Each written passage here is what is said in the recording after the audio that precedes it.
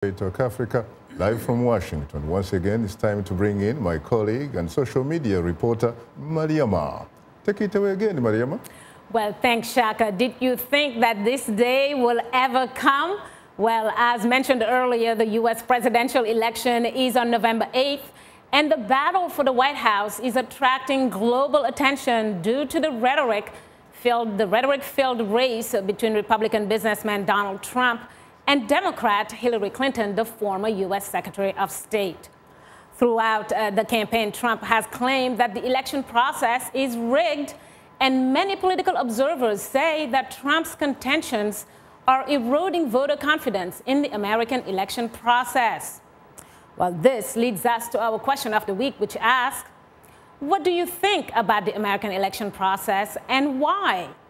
Well, starting off the conversation is Ernest Mutale from Lusaka in Zambia with our letter of the week. Ernest Mutale in Lusaka, Zambia writes, well, a bit disappointing.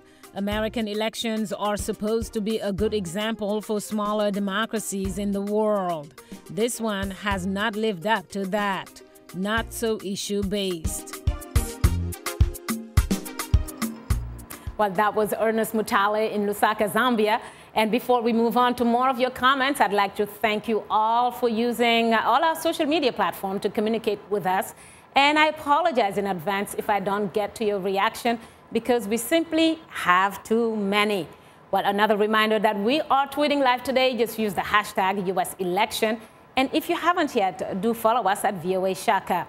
Speaking of it, let's go to a tweet from Isaiah Sambo, who tweets about this year's election process by saying, not a proper time for the FBI interference. Advise American discussing public issues instead of discussing personal issues.